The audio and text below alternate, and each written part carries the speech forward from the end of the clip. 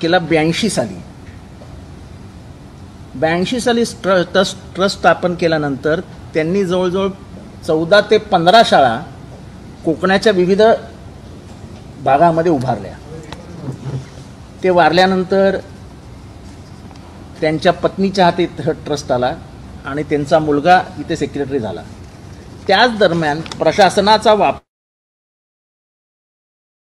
घुसवण्यात आली, पण जो चेंज रिपोर्ट मान्य करण्यात आला त्याच्यात बेगम हमीदा अब्दुल रहीम उंद्रे म्हणजे ह्या मम्मी, मसूद हसन दर्जी वारले, मोहसिन अब्दुल रहमान उंद्रे हा मुलगा, या सगळ्यांचं हे मान्य झालं, ट्रस्ट रिपोर्ट मान्य झाला। हा त्याचा निर्णय यांनी जो बदल अर्ज टाकला होता तो बदल अर्ज मान्य करण्यात आला, म्हणजे ट्रस्ट यांच्या ताब्यात देण्यात आला। आता ह्या ट्रस्टची व्हॅल्यू ही जवळजवळ 300 कोटी रुपये आहेत। त्यांच्या वेगवेगळ्या जमिनी आहेत। बोरली नावाचं गाव आहे, मुस्लिम बहुल गाव आहे, तिथे त्यांची जमीन आहे। त्या जमिनीचीच किंमत आज जवळजवळ 50 कोटी रुपये आहे। तिथे वुमन्स कॉलेज आहे, अल्पसंख्याक महिलांनी शिकलं पाहिजे, हे डॉक्टर उंद्रेंचं एक। आता ह्या ट्रस्टची व्हॅल्यू ही जवळजवळ 300 कोटी रुपये आहेत। त्यांच्या वेगवेगळ्या जमिनी आहेत। बोरली नावाचं गाव आहे, मुस्लिम बहुल गाव आहे, तिथे त्यांची जमीन आहे। त्या जमिनीचीच किंमत आज जवळजवळ 50 कोटी रुपये आहे। तिथे वुमन्स कॉलेज आहे, अल्पसंख्याक महिलांनी शिकलं पाहिजे, हे डॉक्टर उंद्रेंचं एक थिंकिंग होतं आणि त्यानुसार ट्रस्ट काम करतंय। प्रशासनाचा गैरवापर करून त्या ट्रस्टवरती ताबा घेण्याचा प्रयत्न काही लोकांनी केला। ह्या एकट्या बाईंनी लढा देत आणि त्यांच्या मुलांनी लढा देत ते थांबवलं। पोलिसांनी सहकार्य केलं नाही।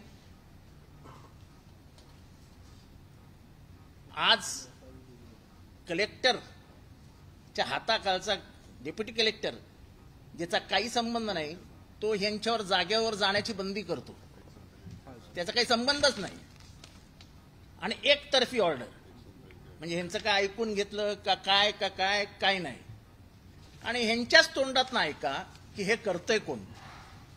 मी बोललो तर म्हणतील पॉलिटिकल आरोप आहे। एवढंच लक्षात घ्या की हा कंप्लीट पट्टा जो आहे हा अल्पसंख्याक कोकणी समाजाचा पट्टा आहे। मिळून मिसळून राहणारा कोकणी समाज ही या महाराष्ट्राची ओळख आहे। आजही तिथली धार्मिक पद्धत, तिथली वागण्याची पद्धत, तिथली भाषा ही धर्माधर्मात नाही आहे, भाषा एकच आहे कोकणात सगळ्यांची। असं असताना अल्पसंख्याक समाज शिक्षणात मागासलेला असताना त्याला पुढे आणण्याचं काम एका उदारमतवादी आणि प्रतिष्ठित डॉक्टर करतात, आणि त्यांचा मृत्यू झाल्यानंतर त्या ट्रस्टवर कब्जा घेण्याचा राजकीय प्रयत्न होतो। तो हाणून पाडण्यासाठी ही बाई सगळीकडे धावली, तिला यश मिळालं। पण आता हे एकदा यश मिळाल्यानंतर पोलिसांचा धाक दाखवून, कलेक्टर ऑफिसचा वापर करून या बाईला त्या ट्रस्टच्या बिल्डिंगमध्ये जाण्यासच मज्जाव केलेला आहे। ही 78 वर्षाची बाई तिथे काय करू शकते? आणि ह्यांनी मला सांगितलं की आतापर्यंत त्या लोकांनी जे आधी ट्रस्टवर त्यांनी जबरदस्ती घातले होते त्यांनी 14 कोटी अपार करून टाकलेला आहे। 14 कोटीचा अपार केला। आता ते कोण आणणार परत? ट्रस्ट चालवणं एवढं सोपं काम नाही ना। आणि तिथे ह्यांची इच्छा होती की डिग्री कॉलेज, शाळा हे सगळं उभारायचं आणि हॉस्टेल उभारून जवळपासच्या लोकांना शिक्षणासाठी मेडिकल कॉलेज काढण्याची त्यांची इच्छा होती, कारण का ते स्वतः मोठे सर्जन होते। मुंबईतले नावाजलेले सर्जन म्हणजे डॉक्टर उंद्रे, बोरली पंचाटनचे ते होते, आणि ह्या त्यांच्या मिसेस। आणि ह्याच्या मागे एकच नाव आहे जे हे सगळं करायला प्रवृत्त करतंय, ते म्हणजे सुनील तटकरे. हा घोळ सगळा सुनील तटकरेंनी घातला आणि एक अतिशय चांगलेला मुस्लिम समाजाचा ट्रस्ट ताब्यात घेण्याचा प्रयत्न केला. यांना वारंवार निरोप दिला की तुम्ही येऊन भेटा, आपण बसवून मिटू, आणि हा प्रशासनातनं निरोप दिले गेले. आजही प्रशासन त्यांना सांगतंय कशाला वाद घालता, जाऊन बसा आणि मिटवून घ्या. प्रशासनाचं हे सांगण्याचं काम काय? 1 साल पहले एफआईआर किया था, अभी तक चार्जशीट नहीं किया. आता ह्यांच्यावरच एफआयआर करण्यात आली सामने वाले पे अपन ने किया था. आणि समोरच्यावरती ह्यांनी एफआयआर केला तर कुठलाही एफआयआर घेण्यास पोलिसांनी मज्जाव केला. 1 साल 1 वर्ष झाला हा एफआयआर.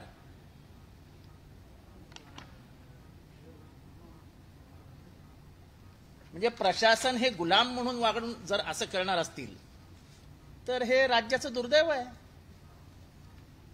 आणि मुस्लिम समाजाचा ट्रस्ट उद्ध्वस्त करण्याचं कारण काय? तुमचं योगदान काय त्या ट्रस्टमध्ये? डॉक्टर उंद्रेंनी उभा केलेल्या ट्रस्टमध्ये तुमचं योगदान काय? पैसा उंद्रेंचा, मुस्लिम समाजाचा, बाहेर गावातनं आलेला पैसा, गरीब मुसलमानांनी 1-1 रुपया दिलेला ट्रस्ट, तर तो उद्ध्वस्त करण्याचं कामच काय तुमचं? या आहेत ना जिम्मेदार.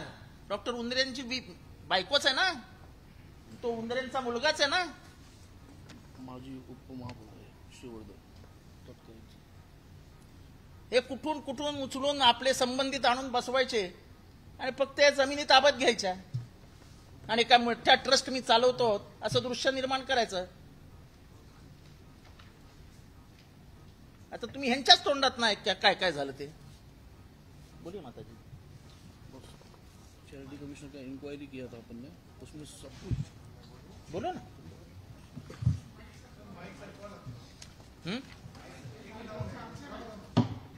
नाही नाही मग त्याला इथे बसू द्या, मी या साईडला, तू वो साईड जा. आप आ जाओ, ऐसा नहीं होता है. ये इसको इंस्पेक्शन लगाया. Mohsin, read this inspection report. Tell everything. Good evening. मेरा नाम मोहसिन उंद्रे है और मराठीत बोल ना. मराठी नहीं जी. ये ट्रस्ट के अंदर हम लोग एज ए ट्रस्टी, डैडी ने हम लोगों को अपनी मतलब जब वो हयात थे, जब वो जिंदा थे, तभी हम लोगों को ट्रस्ट के अंदर हम लोगों को ट्रस्टी एज ए ट्रस्टी लिए थे. और डैडी के एक्सपायर होने के बाद में वहाँ पे कुछ लोग पॉलिटिकल प्रेशर लगा के, पुलिस को मैनेज करके, गुंडागर्दी करके मुझे, मेरी मम्मी को, मेरी वाइफ को, मेरे बेटे को जो उस वक्त 7 साल का था, हम लोगों को एक रूम में बंद करके, हम लोगों के जो हर 3 साल में इलेक्शंस जो हमारे होते हैं, ये लोग ने गुंडागर्दी करके हमारे से सारे हमारे रिकॉर्ड्स लेके हम लोगों को किक आउट करे. वहाँ से पुलिस को बुलाए. वहाँ पे हमारी एक ट्रस्टी ने हम लोगों को वहाँ से निकालने के लिए, हम लोगों को वो रूम में से निकलने नहीं दे रहे थे जब तक हम लोग कोई साइन वगैरह नहीं करेंगे तब तक बोल के. कुछ वहाँ के गूंज थे. वहाँ के जो प्रिंसिपल है आरिफ अयूब अंसारी, उन्होंने ये पूरा प्लान किए थे. और उनके साथ में मुबीन वरवंडे, मुबीन अराय, ये कुछ वहाँ के लोकल और वहाँ के जो गुंडागर्दी करने वाले लोग हैं, वो लोग जबरदस्ती हम लोगों को एक जगह पे जस्ट एक किडनैप करके रखे थे. जब तक हम सारे पेपर्स और साइन वगैरह उन लोगों को नहीं दे देते, वो लोग नहीं निकलने दे रहे थे. वहां से हम लोग कैसा कैसा करके निकले. हमारे एक ट्रस्टी है शब्बीर भाई, उन्होंने पुलिस की मदद ली और हम लोगों को वहां से निकाले. वहां से निकलने के बाद में हमारी सिग्नेचर के बिना हमारे सारे अकाउंट्स में से ये लोगों ने हमारी सिग्नेचर्स हटा दिए. और RDCC bank, KMC bank, Konkan mercantile cooperative bank और भी 4-5 बैंक से हमारे टोटल ये जो ट्रस्ट है उसके अंदर 42 अकाउंट्स है टोटल. उन सारे अकाउंट्स के अंदर ये लोगों ने कुछ पॉलिटिकल प्रेशर लगा के सारे सिग्नेचर्स चेंज कर दिए. हर महीने की पेमेंट निकाली है, रिलीज करे हैं. और ऑर्डर होने के बावजूद भी हम लोगों को अभी तक के हम लोगों को सिग्नेचर्स पे आने नहीं दिए हैं. बैंक वाले लोग हमें एंटरटेन नहीं कर रहे. Specially RDCC bank, Raigad district bank, Raigad district bank है जो, वो हमें एंटरटेन नहीं कर रही है. हम लोगों ने उन लोगों को लेटर दिए, चेंज रिपोर्ट जो एक्सेप्ट हो गए ऑर्डर के साथ में वो कॉपी जाके सबमिट किए, सब कुछ किए। इंस्पेक्शन रिपोर्ट के अंदर भी पूरा क्लियरली मेंशन है, ये भी हमने वहां पे सबमिट किए। एक्नॉलेजमेंट कॉपी है हमारे पास हर जगह की कि हमने वहां पे दिए, बट कोई हमें एंटरटेन नहीं कर रहा है। ऊपर से हम वहां पे जा रहे हैं, 18 तारीख को हम लोग ऑर्डर लेके गए पुलिस स्टेशन। सबसे पहले पुलिस स्टेशन में जाके हमने पुलिस से बोले हमें प्रोटेक्शन दीजिए, हम लोग हमारे ट्रस्ट ऑफिस जाने वाले हैं, हम लोगों के ऊपर हमला हो सकता है, हम लोगों के ऊपर कोई अटैक कर सकता है। पुलिस ने बोली कोई बात नहीं, आप जाइए, हम देखेंगे। 19 तारीख को पुलिस ही आके हमारे ऊपर एफआईआर कर दी कि आपकी ऑफिस के अंदर क्यों घुसे। 18 तारीख को मैंने पुलिस को अप्रोच किया, ये पुलिस का एक्नॉलेजमेंट का स्टैंप है, और 19 तारीख को ये 19 तारीख को ये मुझे नोटिस इशू हुई, और उसके 10 डेज बाद ये दूसरी नोटिस मुझ पे इशू हुई और मुझ पे एफआईआर कर दी गई, मेरी मम्मी पे एफआईआर कर दी गई, और हमारे सारे ट्रस्टीज को और मेंबर्स को सीधा बोले गया कि अगर आप लोग ये ट्रस्ट ऑफिस के अंदर, ये बाउंड्री के अंदर भी दिखे तो आप लोगों को तड़ीपार कर दिया जाएगा। 2 महीने के लिए कर दिए, 2 महीने के लिए वन साइडेड। ये खुद तलाठी यहाँ पे लिखते हैं संबंधित नोटीस, ये लिखेल ना, संबंधितांना नोटीस देऊन त्यांचे माहिती म्हणणे ऐकून घेणे शक्य नसल्याने सदरचा आदेश हा फौजदारी प्रक्रिया संहिता 1973 कलम 144(2) नुसार एकतर्फी काढण्यात येत आहे। सदर आदेश दिनांक 5/6/24 पर्यंत लागू राहील। अब आप म्हणजे तडीपारी तर ह्या राज्याचा म्हणजे आता असा उपयोग करतायत की एक गुन्हा असेल आणि समोरच्या पक्षातला असेल, कर तडीपार, आणि तडीपार करण्याची हे सोपं आहे। डीसीपीने तडीपार केला की तो झाला तडीपार, की ते सगळं उलटवण्यासाठी त्याला 6 महिने लागतात। तडीपारीला कुठला गुन्हा हवा, तडीपारीला कुठला गुन्हा हवा, हे महाराष्ट्रात काही बंधनकारकच राहिलेलं नाही। कोणाला कधीही तडीपार करा।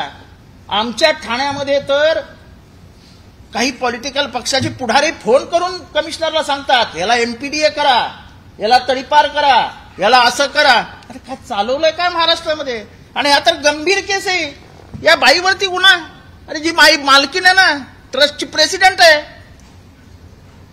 वय काय तिचं माहितीये? 75च्या वरती वय आहे तिचं। महाराष्ट्रात असा छळ बायकांचा, बरोबर आहे, म्हणून तुम्ही बायकांना द्रौपदी म्हणता। बायकांचा आदर करणं हे तुमच्या रक्तातच नाही, त्यामुळे तुमच्या तोंडातून चुकून निघून जातं की महाराष्ट्रात द्रौपदी सारखीच स्थिती होईल। म्हणजे नेमकी काय होईल? द्रौपदीची सारखी स्थिती होईल म्हणजे नेमकी काय होईल? कारण का द्रौपदीचा जो मला इतिहास माहिती आहे तसं त्यांचं म्हणणं असेल तर मग ठीक आहे, तुम्ही फार ग्रेट आहात, फारच ग्रेट आहात। बोल। वहाँ पे एपीआई हनुमान शिंदे सर करके है, डिगी सागरी पुलिस स्टेशन में। उनको हम लोग ने रिटर्न में बहुत सारे एप्लीकेशन, उनको रिक्वेस्ट भी किए। एसपी सर के ऑफिस में भी जाके हम लोगों ने ये दिए। एसपी सर ने उनको बुला के उनको अच्छे से समझाए भी। एसपी सर ने कोऑपरेट किए हमें, और उनको अच्छे, सोमनाथ गार्गे सर अलीबाग में जो है, उन्होंने हमें कोऑपरेट किए। उनको बुलाए हनुमान शिंदे सर को, और बोले भी कि इन लोगों की आप मदद करिए, बट देन टू हम लोगों को कोई रिस्पॉन्स नहीं मिल रहा है, हैरेस करे जा रहे हैं। और वहां पे जो 2-3 लोग हैं, जैसे आरिफ अयूब अंसारी जो प्रिंसिपल थे बोली ब्रांच के, मुबीन वरवंडे, ये लोगों ने तो मुझे सीधा बोले जान से मारने की धमकी, बोले एक्सीडेंट करवा देंगे तेरा, और बता देंगे कि एक्सीडेंट में मर गया, मर्डर करेंगे, और बोले एक्सीडेंट में मर गया बोलेंगे मुझे और मेरी मम्मी को। बोले तुम लोग दोनों के बाद में देखते कौन आता है ये ट्रस्ट के लिए, सीधा बोलते हैं। बट वो लोगों के ऊपर कोई कार्रवाई नहीं होती है, वो लोगों के ऊपर एफआईआर भी है। कॉम्प्रोमाइज करने के लिए कौन बोला था? होटल में बुलाया था। कॉम्प्रोमाइज करने के लिए मुझे बुलाए थे, मतलब एक मीटिंग किए थे सुनील तटकरे सर ने वर्ली पे। हमें ये कौन सी होटल है? कॉपर चिमनी होटल है वर्ली पे, वहां पे बुलाए थे। उन्होंने बोले थे कि तू मेरे लोग, ये जो है, जो लोगों ने चेंज रिपोर्ट सबमिट किए, जिनकी नामंजूर हो गई है चेंज रिपोर्ट, मेरे लोगों के साथ में बैठ के सेटल करके आप ये चलाइए। उन्होंने मुझे बोले अगर आप उनके अगेंस्ट जाओगे तो मैं उनके पीछे रॉक सॉलिड खड़ा हूं, ना तुझे काम करने दूंगा ना तेरा कोई काम होगा। फिर मैं देखता हूँ ये ट्रस्ट कैसा चलता है। मुझे फर्क नहीं पड़ता है, मैं बिजनेसमैन हूँ, ट्रस्ट बंद कर दीजिए, लेकिन ऐसी एक एक करके सारे ट्रस्ट बंद हो जाएंगे। गरीबों की कोई भी विकास आगे महाराष्ट्र में नहीं होने वाला है। ये मेरा तजुर्बा जाता है, लेकिन मैंने ये 2 साल से मैं फाइट लड़ रहा हूँ। 18 महीने तक के मुझे जब तक के ऑर्डर नहीं मिला था कोर्ट से, मैं कुछ नहीं बोला, लेकिन अब ऑर्डर मिलने के बाद भी यही चल रहा है और मुझे नहीं पता ये आगे कब तक चलेगा। ये लोगों को इंस्पेक्शन रिपोर्ट में इंस्पेक्टर ने क्लियरली बोला है इलीगल एंड इरेग्युलर। ये लोगों को ये वर्ड दिया गया है जो लोग यहाँ कब्जा करने के लिए बैठे हैं। Not even a member. They are not even members, no one. ये चैरिटी कमिश्नर खुद बोल रहे हैं। हाँ, ये सब मेरे पास रिपोर्ट है, सारे के सारे रिपोर्ट्स है, बट मेरी कोई मदद नहीं हो रही है। सर ने मेरी मदद की है, शरद पवार सर ने मेरी मदद की है, उनका मैं थैंक यू बोलता हूँ। मेरी मम्मी की मदद की है, हमारे सारे ट्रस्टीज की मदद की है। अब बस यही है कि अगर कहाँ पे भी अगर जस्टिस है तो अभी हमें यहाँ पर ही जस्टिस दिख रही है कि हमें मिल सकती है जस्टिस। आगे अभी आप लोगों को मालूम है, अब मैं ऑन रिकॉर्ड बोल चुका हूँ कि कल अगर मैं नहीं हूँ, अगर एक्सीडेंट वगैरह मेरा दिखा के अगर बोल देते कि मोहसिन उंद्री इज नो मोर, तो आप लोगों को पता है कि वो एक्सीडेंट है कि वो मर्डर है। टू बी वेरी फ्रैंक, हमारे ट्रस्टीज के ट्रस्ट ऑफिस के अंदर हमारी एक ट्रस्टी बहन है मिनाज आपा करके, उनके ऑफिस के अंदर घुस के, मिनाज दर्जी जो है, उनके ऑफिस के अंदर घुस के मुबीन वरवंडे और मंसूर आदम गिरे, ये 2 आदमी उनका कपड़ा फाड़े। हमने वो भी करे, केस करे, वो केस FIR रजिस्टर हुई है, बट उसके ऊपर कोई कार्रवाई नहीं है। इनफैक्ट उनको प्रेशराइज किया जा रहा है कि आपकी FIR वापस ले लो, और वो प्रेशराइज करने वाले और कोई नहीं है, ये API हनुमान शिड्डे, डिगी सागरी पुलिस स्टेशन। सब है हमारे पास प्रूफ। देखते हैं, अभी सर है हमारे साथ में, पवार सर है, शरद पवार सर है हमारे साथ में, हमें इंशाल्लाह जस्टिस मिले, बस यही उम्मीद करते हैं हम आप लोगों से। हे त्यांना विचारा ना, कॉपर चिमणीमध्ये कोण बसलं होतं, कोणी दम दिला? 2 बार मीटिंग हुई है सुनील तटकरे सर आणि से। ही FCI ट्रस्ट आहे, म्हणजे फॉरेन फंड अलाउड जे असतं ना, ते काय FCRI त्यांच्याकडनं खूप पैसे येतात आणि त्याच्यावरती FCRI खूप ट्रस्टला दिलेलं नाही भारतात, काही मोजक्या ट्रस्टला दिलेलं आहे, आणि त्याच्यात हा ट्रस्ट आहे. कारण का डॉक्टर उंद्रे हे जगात प्रसिद्ध होते सर्जन म्हणून, जगात त्यांच्यावरती म्हणजे लोकांचा प्रचंड विश्वास होता, म्हणजे वर्ल्ड फेमस डॉक्टर होते ते. म्हणजे ते सर्जन दिला त्यांना फ्रान्सला, इंग्लंडला, वेगवेगळ्या देशांमध्ये बोलवायचे, दुबईला, सौदी अरेबियाला. त्या माणसाने हे स्थापन केला की कोकणी मुसलमान, खास करून कोकणी मुसलमान आणि तिथला गरीब कोकणी मराठा ह्यांच्यासाठी स्थापन केला. आणि सगळ्या मराठी शाळा आहेत, उर्दू शाळा नाही आहेत. म्हणजे असा एक कसलं राजकारण आहे sir? 14 schools, 1 women's degree college. Sir अभी मैं डिगी जहाँ पे पोर्ट आ रहा है उससे नजदीक बोरली पंचतन जो हेड ब्रांच है, वहां पे मैंने अभी तक के सिर्फ मुझे उतने पेपर मिले, बाकी ये सारे पेपर्स है ना मुबीन वरवंडे ने लेके भागा है। वो वीडियो भी है मेरे पास वीडियो रिकॉर्डिंग है। उसकी वैल्यूएशन आज की तारीख में मोर देन 50 करोड़ है रेडी रेकनर वैल्यू। वो एक पेपर बचा है, बाकी के पेपर्स तो ये लोगों ने ऑफिस से सब उड़ा दिए। I have gone to the high court में मैटर अभी पेंडिंग है। मैं असिस्टेंट चैरिटी कमीशन अलीबाग गया, वहां पे मुझे ऑर्डर मिल चुका है, लेकिन वहां पे सातव सर करके है जो असिस्टेंट चैरिटी कमिश्नर, उनके अगेंस्ट में भी मैंने एलिगेशन लगाया। वो मुझे देने के बाद में ऑर्डर उन लोगों को अभी भी, लेकिन वो पैसे निकालने के लिए ऑर्डर दे रहे हैं जो कि इलीगल है, और उसको मैंने चैलेंज किया हूं यहाँ पे जॉइंट चैरिटी कमिश्नर वर्ली। अच्छे से यस, नहीं मैंने उनके नाम से, मेरी 2 बार मीटिंग हुई है सुनील तटकरे सर से। नहीं सर, नहीं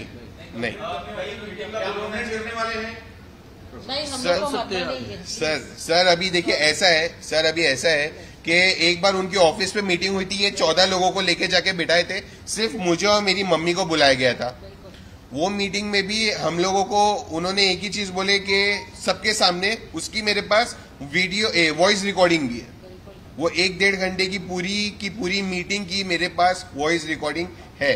उसमें आप खुद अगर चाहिए तो मैं उसको मीडिया के सामने रख दूंगा, आप सुन लीजिए सुनील तटकरे सर क्या बोल रहे हैं। सेकेंड मीटिंग में भी मेरे पास मे बी अगर हमारे पे आएगा मे बी अगर मुझे ऐसा लगा फ्यूचर में तो maybe I will complain. Legally option open है अगर आगे पे आएगा।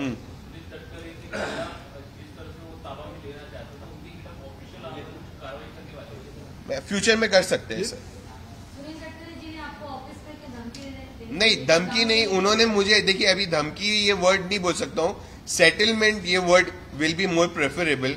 उन्होंने ये चीज के लिए बुलाया कि आप सेटलमेंट कर दीजिए, मैं मेरे सारे लोगों को ले लो आपके ट्रस्ट में और आपके 4 लोगों को रखो। अब मैं उनके लोगों को क्यों ट्रस्ट में लूं? ना वो मेंबर, ना वो पहले कभी ट्रस्टी रह चुके, वो लोग कोई भी नहीं है। कोई भी आएगा और मुझे बोलेगा कि हमें एज ए ट्रस्टी ले लो, तो मैं क्यों लूं ट्रस्टी किसी को भी। तटकरे परिवार से कौन कौन था? सुनील तटकरे सर ही थे। ये नाम बोलो। एक नाही ह्याच्यातलं मेन तुम्ही आता या आईची भूमिका बघितली। तुम्ही जेव्हा प्रश्न विचारला की कंप्लेंट करणार का, त्या लगेच म्हणाला नाही नाही नाही नाही नाही। म्हणजे किती दहशत आणि भीती आहे बघा। हा त्यांचा एकुलता एक मुलगा आहे, ती बाई किती घाबरली बघा। म्हणजे काय लेवलला चालू आहे राजकारण। तिच्या चेहऱ्यावरची घबराट बघा, घबराट किती घाबरलेली दिसते ती। आणि त्यांनी जेव्हा मला पहिल्यांदा भेटले तेव्हाच सांगितलं की आम्ही काय त्यांच्या विरुद्ध जाणार नाही, आणि करते करवी ते तेच आहेत। कॉपर चिमणीला मीटिंगला कोण होतं? त्यांच्या ऑफिसमध्ये बोलवलं तेव्हा कोण होतं? एवढा माणूस समोर, मोठा माणूस समोर बसल्यानंतर मनात दहशत येतेच, तरी नशीब हे सरेंडर नाही झालेत। किडनॅपिंग का सीरियस कलम है सभी।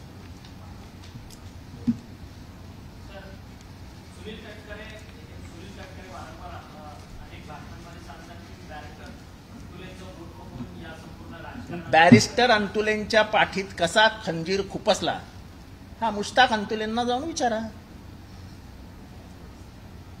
त्याच्यात मला काही इंटरेस्ट नाही, त्यांची ती जुनी सवय आहे, कोणालाच वरती येऊ द्यायचं नाही। तर तुम्ही जाऊन त्या माणिक जगतापच्या फॅमिलीला विचारा की ते कसे वागले त्यांच्याबरोबर आणि माणिक जगतापचा मृत्यू कसा झाला।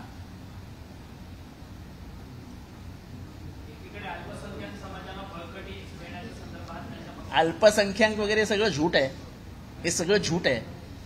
तुम्हाला माहिती असेल ना आता की आदिवासी मंत्री गावित यांचा निधी रोखून ठेवला, ते प्रचार सोडून आले की बाबा निधी सोडा।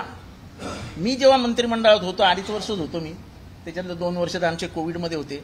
ज्या पद्धतीने आमचे फायनान्स मिनिस्टर त्या गावितचा अपमान करायचे, चोर, दरोडेखोर, लुटारू, अरे म्हणजे एखादा आदिवासी समाजाचा माणूस पाडवी, केसी पाडवी, त्याला एवढं का बोलावं? आणि जर तुम्ही दुतळ्या तांदळासारखे स्वच्छ असतात तर ठीक आहे, मग ते बिचारे थोरात साहेब मध्यस्थी करायचे, जाऊ द्या बोलू नका त्याला एवढं। आमच्या डोळ्यासमोर ओबीसीचा किती वेळा निधी थांबवला हे तपासून बघा। हे सगळे मागासवर्गीयांचे निधी कुठे गायब झाले आणि कोणाला दिले हे तपासून बघा। हे मोठ्या मोठ्या भूमिका घेताना आपल्याला कुठे काय पुरावे थोडी द्यावे लागतात, भूमिका घ्यायच्या असतात फक्त। ही अल्पसंख्याक समाजाची उघड झालेली त्यांची हे आहे, आणि ह्यांना मी नाही भेटलो, हे मला भेटायला आले। मी बोर्ली पंचायतनला आजपासून 5-7 वर्षापूर्वी गेलो होतो, जेव्हा तिथे एक समाजाचा मेळावा होता, आणि स्वतंत्र समाजाचा मेळावा होता, कुठलंही राजकीय काही नव्हतं। पण त्या पट्ट्यामध्ये ह्या ट्रस्टचं असलेलं काम कोणीच नाकारत नाही, कोणीच। मग जर एवढा सुंदर ट्रस्ट चाललाय तर विर्जन कशाला टाकायचं? अरे उलट मदत करायची. वहिनी तुम्हाला काय हवंय या माझ्याकडे. कारण का डॉक्टर उंदरेंनी कोकणातल्या प्रत्येक माणसाला मदत केली. प्रत्येक माणसाला. तू कोकणात आलायस ना, चल जसलोक, चल लीलावती, चल या हॉस्पिटलमध्ये. आणि म्हणून तर एवढा रिस्पेक्ट आहे त्या फॅमिलीबद्दल.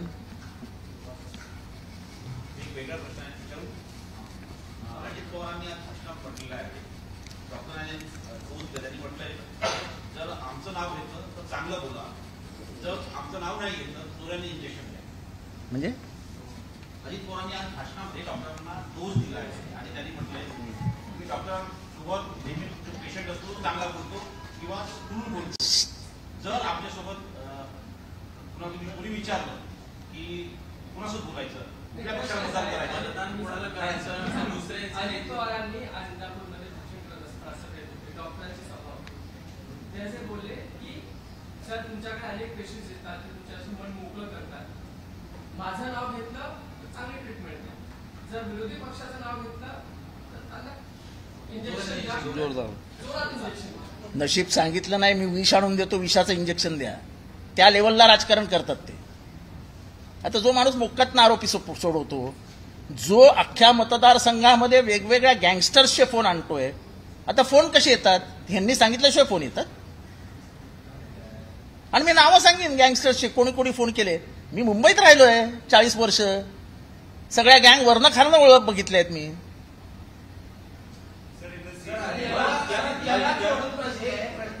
पवार म्हटले की तुम्ही ईव्हीएमचं कचाकच बटन दाबा, मी तुम्हाला तशा पद्धतीची घरपोच निधी देईल. अशा पद्धतीने काय अजित पवार तेवढंच करू शकतात. निधी कापणे, निधीचा दबाव निर्माण करणे. एकनाथ शिंदे बाहेर का पडले. कारण का निधीच कापला होता त्यांचा. ते स्वतः एकनाथ शिंदे बोलले जाताना की आधी अजित पवार आम्हाला तुच्छ वागणूक देत होते. हे सगळे अजित पवार गटातले आपले असे एकनाथ शिंदे गटातले आमदार बोलत होते.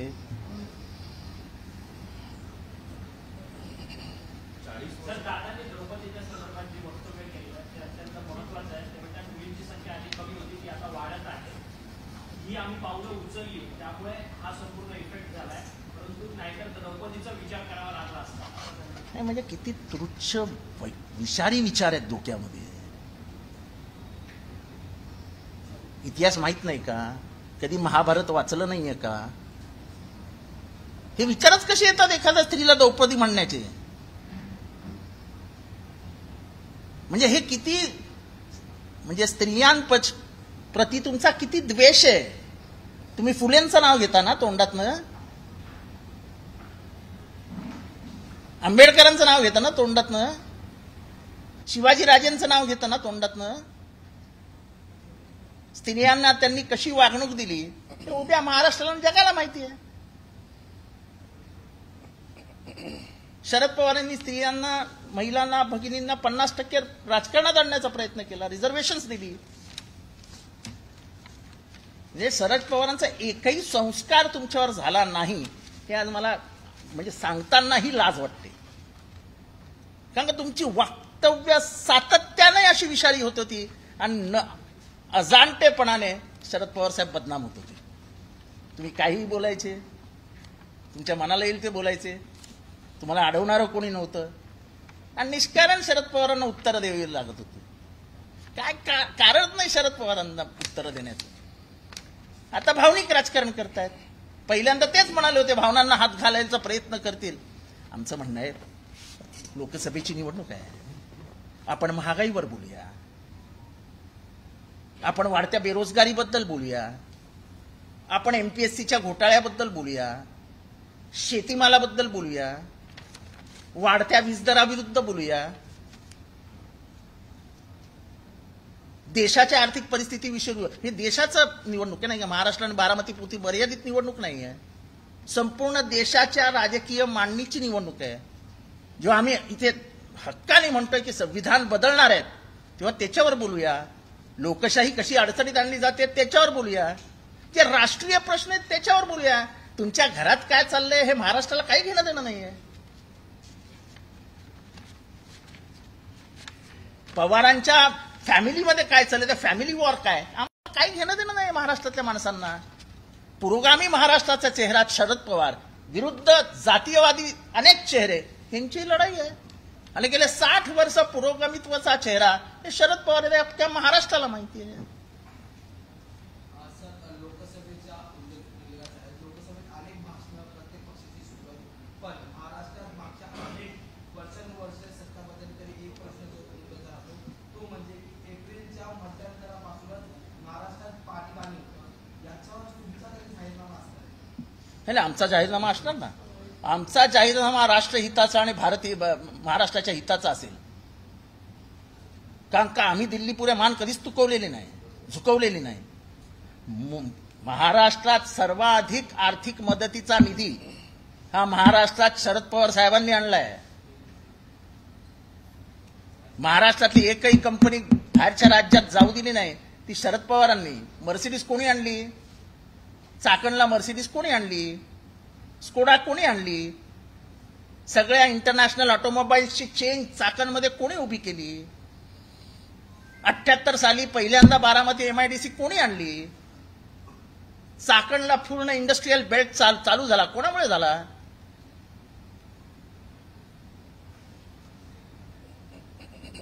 सर, हिंदी में सवाल है कि अजित तर मराठी संपू द्या आधी.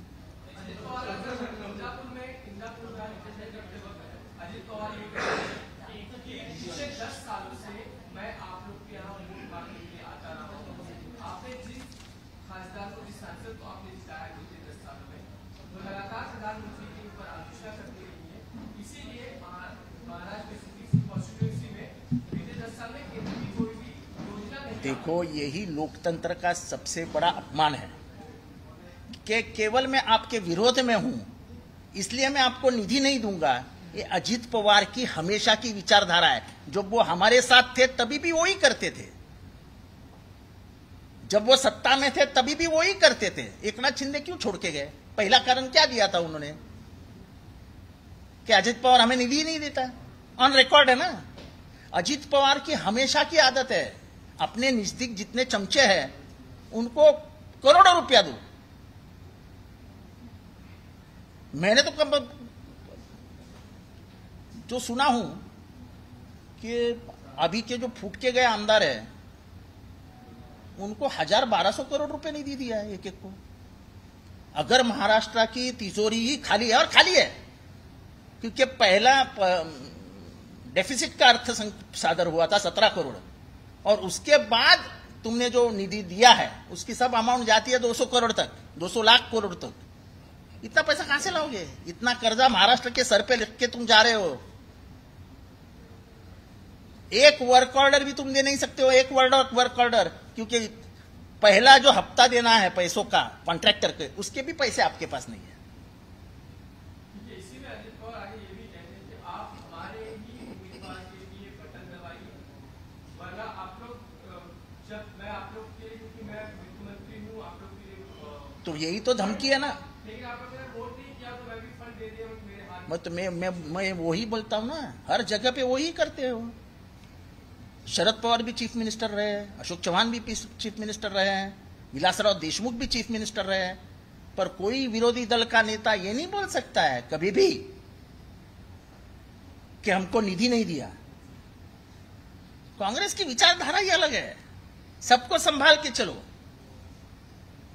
ये जो दादागिरी की विचारधारा है कि तू मेरे साथ आएगा तो लाख रुपया दूंगा और मेरे साथ नहीं आएगा तो जमीन पे बिठाऊंगा, ये विचारधारा वो जो लोकतंत्र के लिए जो बड़ा हृदय चाहिए, बड़ी बड़ी सोच चाहिए, वो सोच ही नहीं है.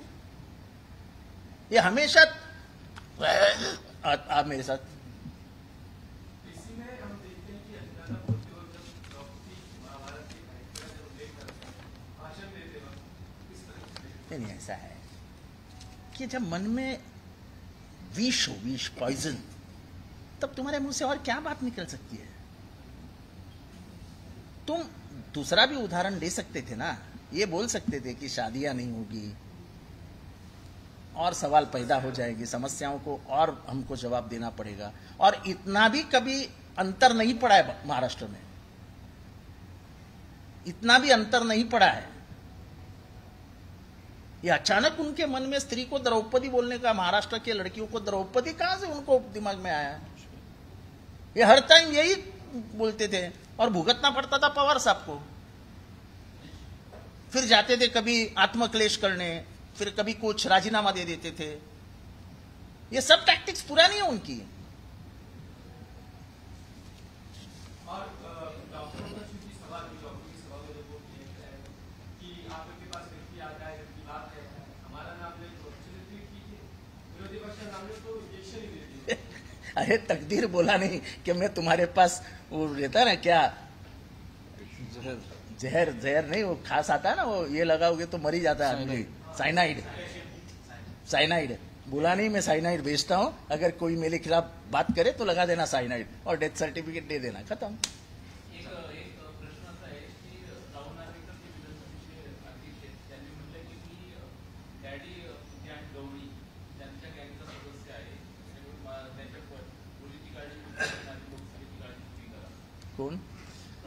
नार्वेकर, राहुल नार्वेकर बोला मैं डैडी की गैंग का टोपी का।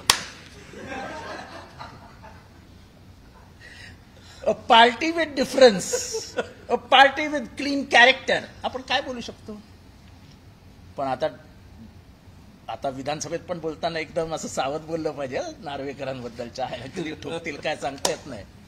आणि मुंबईत सर्वात जास्त ठोकण्याचा कार्यक्रम त्यांच्याच गँगनी केलाय। नार्वेकरांना विचारलं पाहिजे, बाबा कुठे कुठे काय काय सांगा जरा।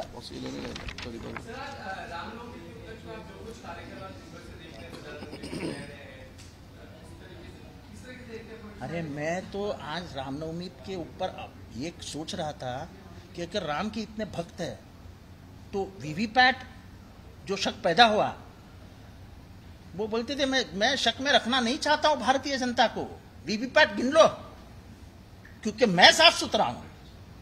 जैसे राम ने सीता को अग्नि परीक्षा देने लगाई थी, वैसी अग्नि परीक्षा ये भी ले लेते कि वीवीपैट गिनो, मेरी लोकप्रियता क्या है मैं जानता हूं, जब मैं 400 पार बोल रहा हूं तो गिनो। ये जो कोर्ट में चालू है कि 1 दिन में ही होना चाहिए, ये ऐसा करेंगे तो 4 दिन लगेंगे। अरे अमेरिका का प्रेसिडेंट जब चुना जाता है और उसकी जब गिनती होती है तो 5-5 दिन काउंटिंग चलती है अमेरिका में। तो आप कौन सा बड़ा काम कर रहे हो? आपको तो सिर्फ वो जो चिट्ठी है वो लोगों की देनी है कि भाई हाँ तुम्हारा वोट सही गिरा, ये लो। एक और बताता हूं, ये आदमी को या माणसा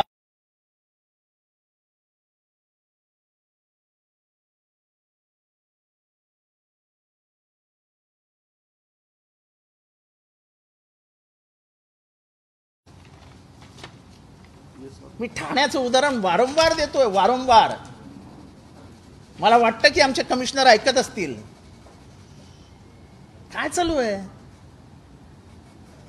म्हणजे आता जर माझ्या कार्यकर्त्यांना 4-5 प्रमुख कार्यकर्त्यांना तुम्ही तडीपार केलं तर ते विधानसभेपर्यंत येऊ शकत नाही। हे लोकसभेचं प्लॅनिंग नाही आहे, हे माझ्या विरुद्धचं विधानसभेचं प्लॅनिंग आहे।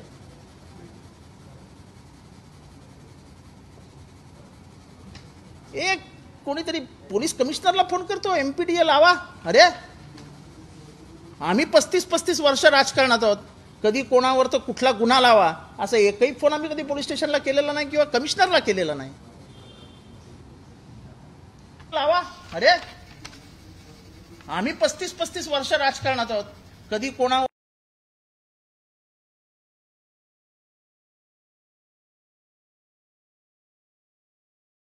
उद्घाटन केलं होतं श्रीवर्धनला, मुसद्दीक इनामदार नावाचं। त्यांनी साहेबांना बोलवलं श्रीवर्धनमध्ये ना, आणि चांगलं स्वागत वगैरे केलं वगैरे, ठीक। त्याच्यानंतर त्याचा 7-12 कोरा होता, काही नव्हतं त्याच्या 7-12वर। थोड्याच दिवसांनी त्याच्या 7-12वर 41 लाखाचा बोजा पडला।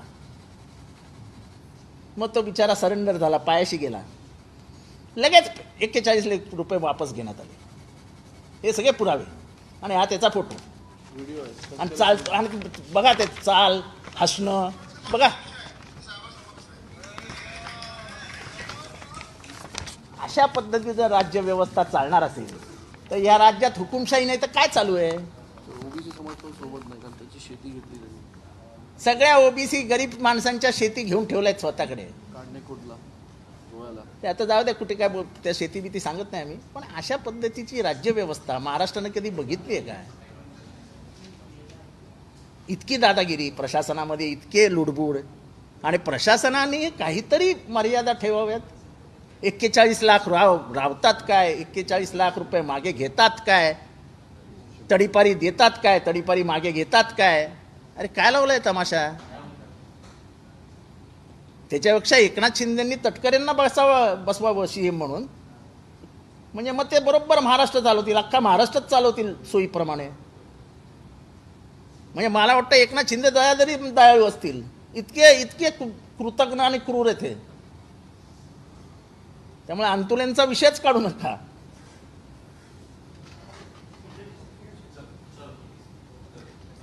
तुम्हा सगळ्या पत्रकारांचे मनापासून आभार. तुमच्यामुळे झालं, बंद झालं? नाही बोलायचं काय नाही.